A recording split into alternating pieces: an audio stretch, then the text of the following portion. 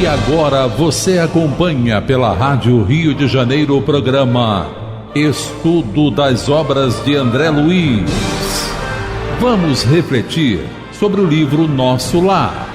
Produção e apresentação, Tereza Cristina e Marco Antônio. Olá, caros ouvintes da Rádio Rio de Janeiro. Estamos começando mais um programa do estudo das obras de André Luiz. Estamos estudando o livro Nosso Lar, que foi psicografado por Francisco Cândido Xavier, pelo espírito de André Luiz. Amigos ouvintes da emissora da Fraternidade, Rádio Rio de Janeiro, novamente estamos aqui para podermos dar continuidade ao estudo da obra Nosso Lar. Nós continuamos no capítulo 36 e no programa passado nós estamos comentando sobre, após a proveitosa fadiga que o André Luiz fala, ele vai descansar, é oferecido a ele um apartamento lá onde ele está trabalhando, e ele descansa, e aí ele começa a desdobrar, pelo seu desdobramento, pelo sono, ele começa a ser levado a um novo local, né? Um local onde ele vai encontrar uma pessoa muito querida. Outra dimensão, isso é. Ele relata que nessa viagem, entre aspas, ele teve a impressão de ser arrebatado num barco para regiões desconhecidas, onde uma pessoa ao lado dele estava sustendo o leme desse barco. Sempre observando que é a impressão, né? E aí ele fala das belezas da paisagem, né, do êxtase, que ele ficou com tanta beleza que ele apreciou, e a embarcação seguia célere, e não obstante com movimentos de ascensão, né, rápida e subindo.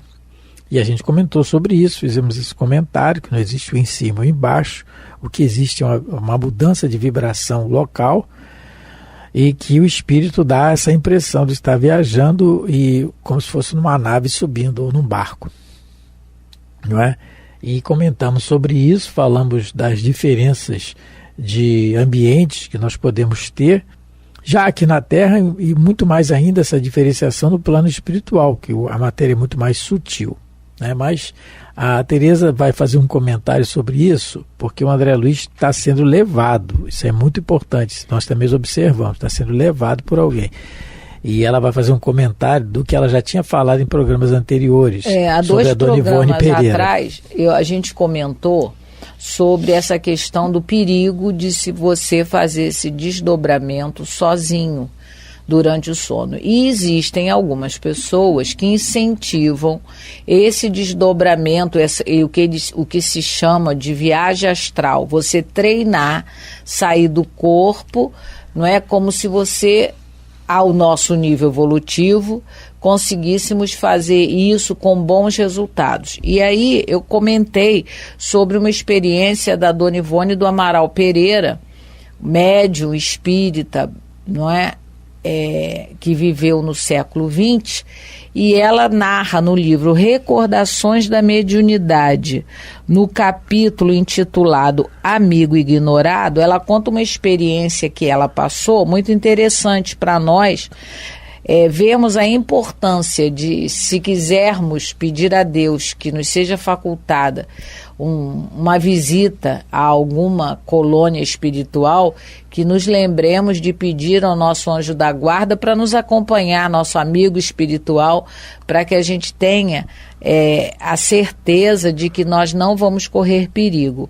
Ela diz que ela começou a sentir um desdobramento espontâneo, ela não provocou. Mas nesse desdobramento espontâneo, ela esqueceu de fazer uma prece. Eu vou só ler um pedacinho aqui que ela coloca nesse capítulo.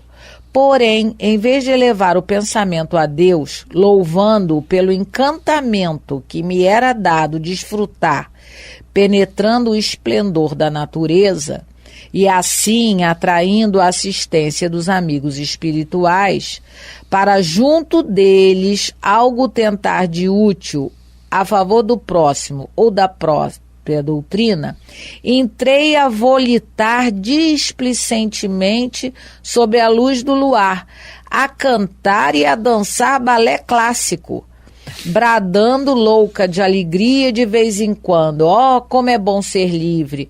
Quisera libertar-me de vez para expandir intensamente os meus desejos.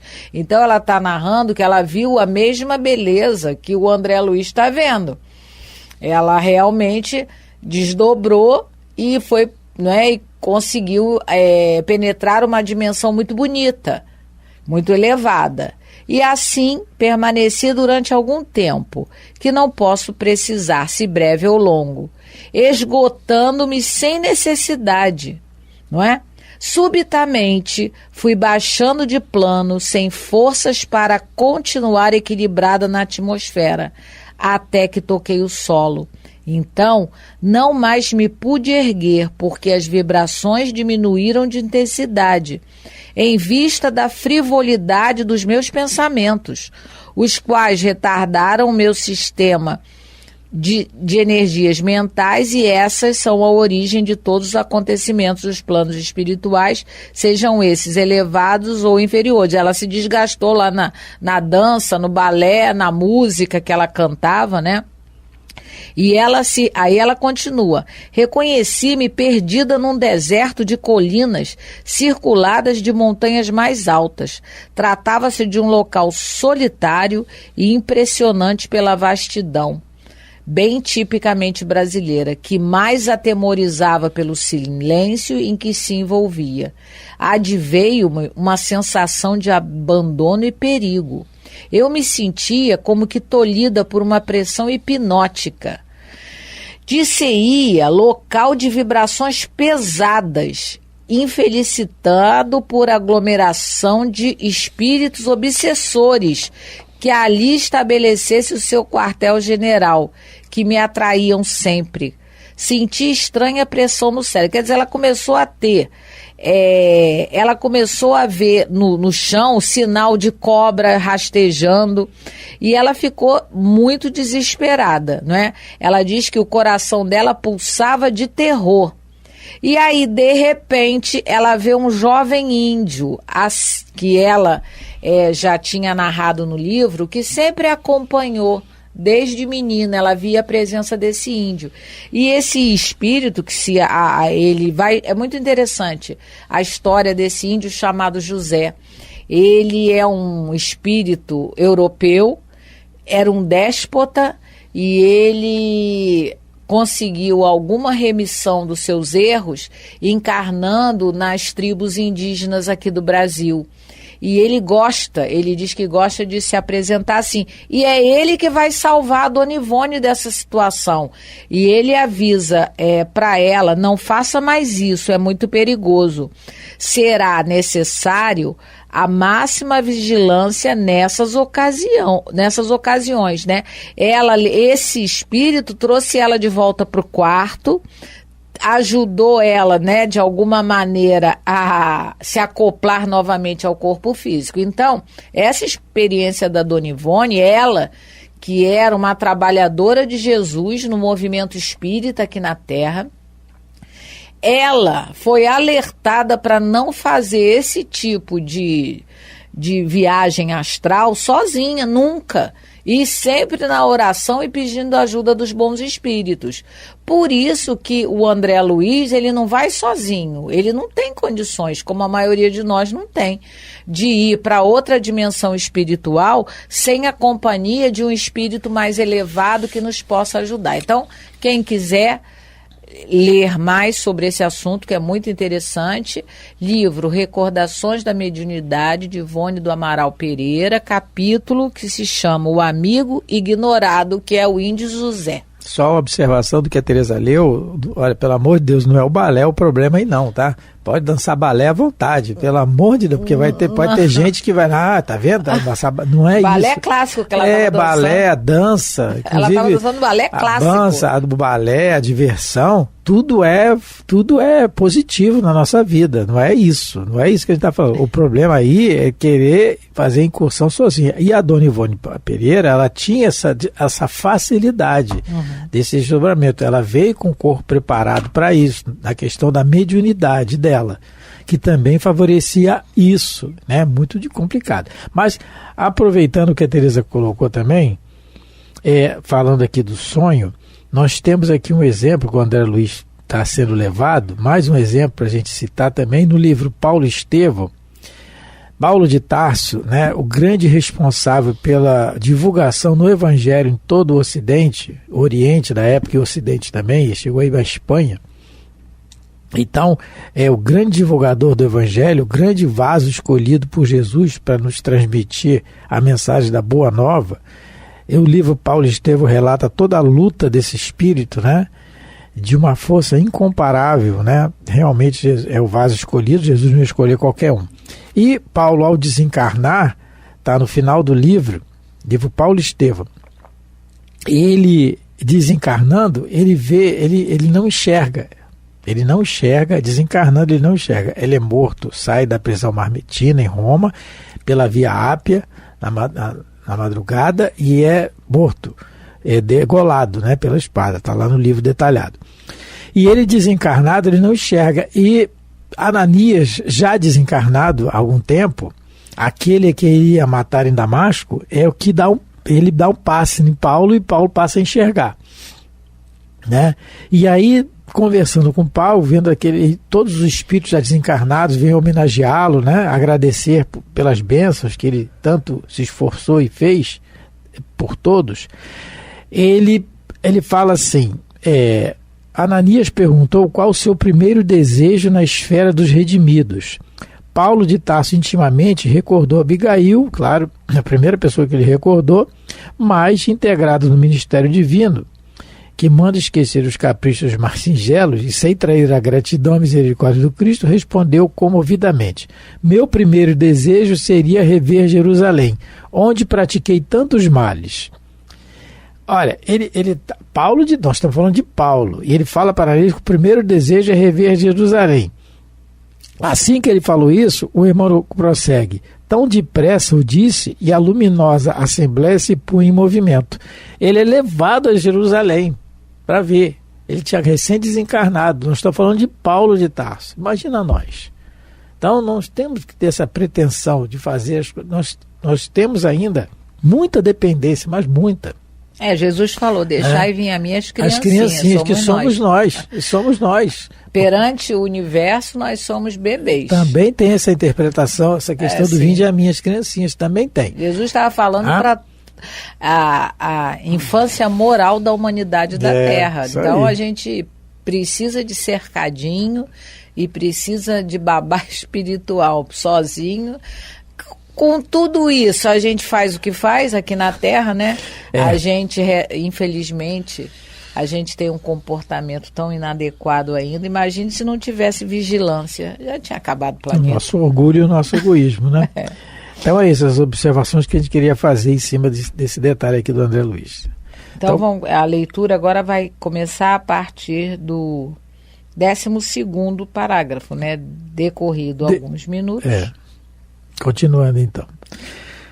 Decorridos minutos, vi-me à frente de um porto maravilhoso, onde alguém me chamou com especial carinho. André, desembarquei com precipitação verdadeiramente infantil. Reconheceria aquela voz entre milhares. No momento, abraçava minha mãe em transbordamentos de júbilo. Olha que bênção, né? É a misericórdia divina novamente aqui estampando aqui nesse exemplo, né?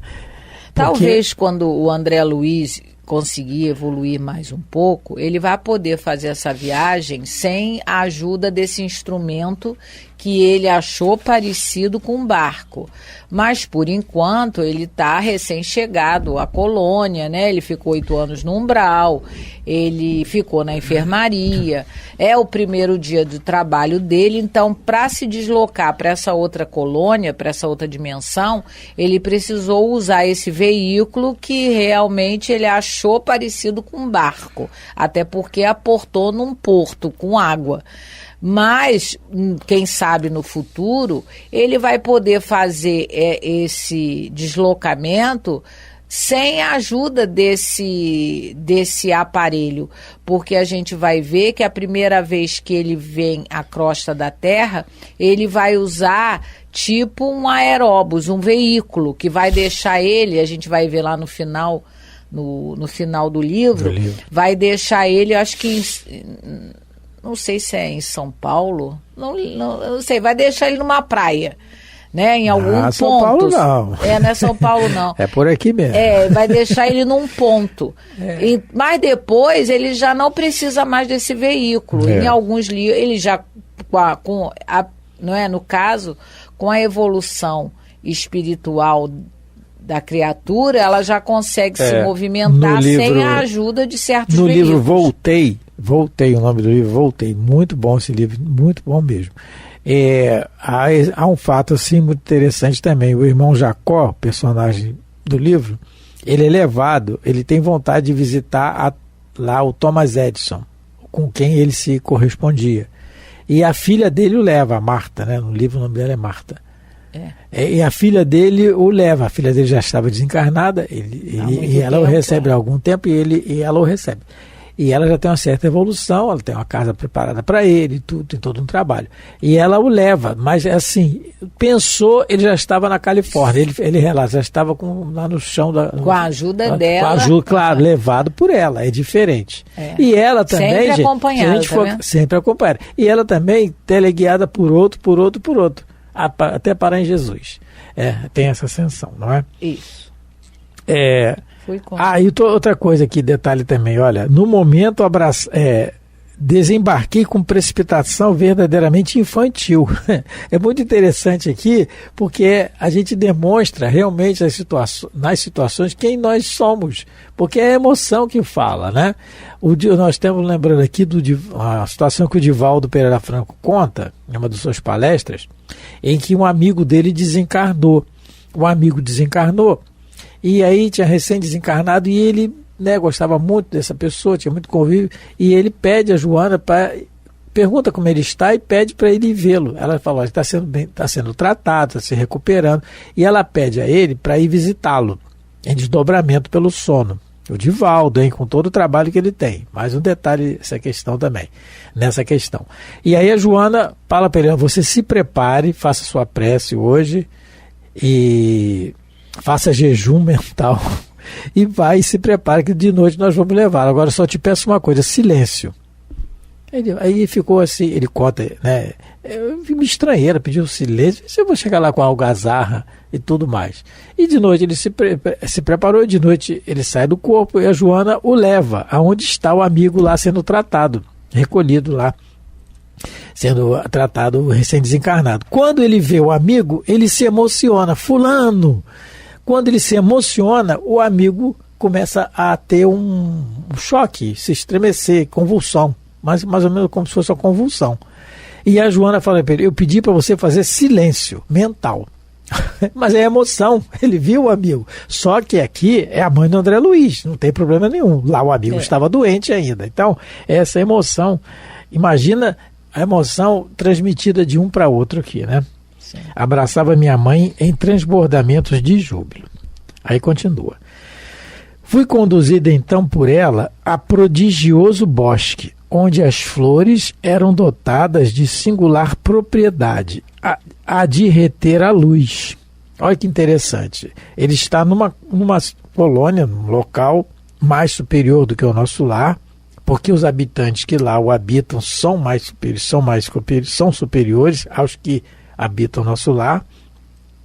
E aí a natureza é diferente também, pela ambientação. A gente vê, fazendo uma analogia, aqui na Terra, a casa que é bem cuidada, a casa que é mal cuidada, a conservação, a beleza. Nós conhecemos pessoas com situações econômicas muito precárias, e a gente lembra até de uma situação particular em que as panelas estavam todas brilhando, a casa limpinha, muito pobre mesmo, faltando muita coisa.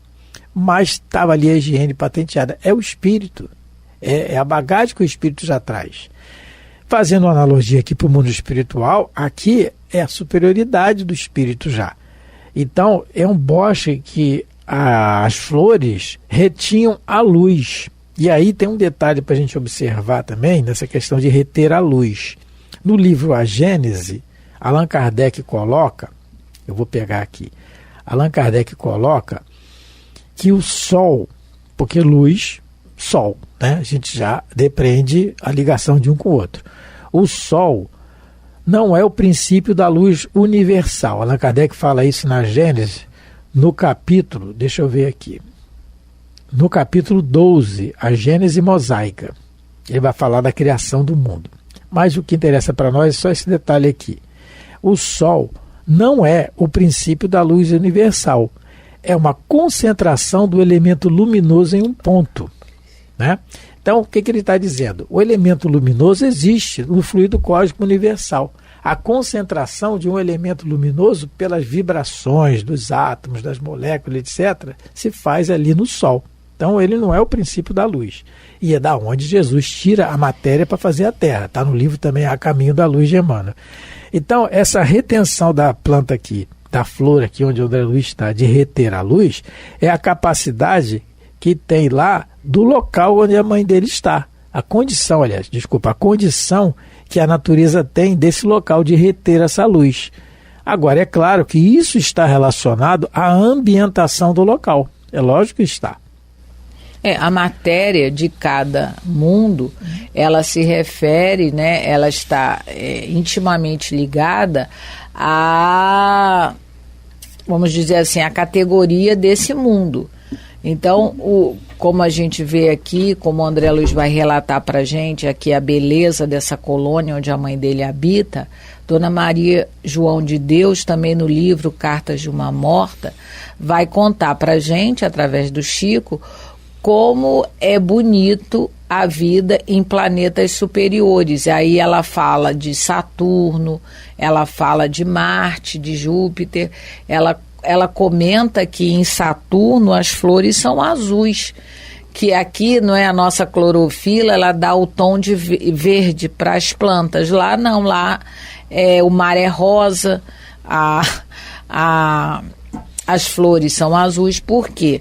Porque eles, no caso Saturno, Júpiter, não é, que é considerado um dos planetas mais evoluídos do nosso sistema, eles têm condições muito diferenciadas da nossa, não é? De repente, o que a gente vê com os nossos olhos aqui da Terra, só uma bola de fogo que a gente chama Sol, pode ser que na realidade o Sol não seja isso, a gente é que vê dessa maneira. Pode ser que em Saturno e em Júpiter eles vejam o Sol com outra tonalidade, de um outro jeito, porque estão em outra dimensão, né? Estão em outra esfera. Porque a gente, se olhar, a gente olha a nossa pele, a gente parece que a nossa pele é uma coisa íntegra, né? É um tecido sem buraquinho. Mas se a gente botar um microscópio bem potente, a gente vai ver que na nossa pele ela é cheia de furinho. Então, na realidade, a nossa pele não é o que a gente vê. Provavelmente o sol que a gente vê também não seja a realidade, né? A coisa verdadeira, porque os nossos órgãos não têm ainda essa capacidade, não é? Então a gente... Eu estou rindo aqui porque a gente está comentando um parágrafo e já está quase terminando o Mas tempo. quem tiver interesse de ler, né? Cartas de uma Morta,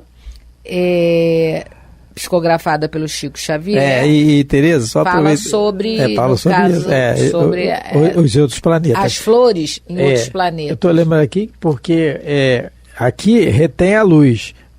Pode ter planos mais superiores que pode ter flores até emitindo som, música. E tem. Em Júpiter. Em Júpiter. Revista Espírita, agosto de 58 e março de 58, 858. Quem tiver interesse, a mensagem do espírito Bernard Palissy, que ele foi um oleiro famoso no século XVI, se eu não me engano, e ele traz Informações de onde ele mora. Ele, Mozart, mora em Júpiter, viu? Moram mal, né? No próximo programa a gente mora mal. Ele começa. No próximo programa a gente comenta mais sobre isso. Muito interessante, né? Que tem isso aí. Então, pra gente ver como nós estamos rodeados de tanta beleza. Muito obrigado, então, pela atenção, pelo carinho. Fique com Deus. Muita paz de Jesus para todos. A Rádio Rio de Janeiro apresentou o programa Estudo das Obras de André Luiz. Produção e apresentação: Tereza Cristina e Marco Antônio.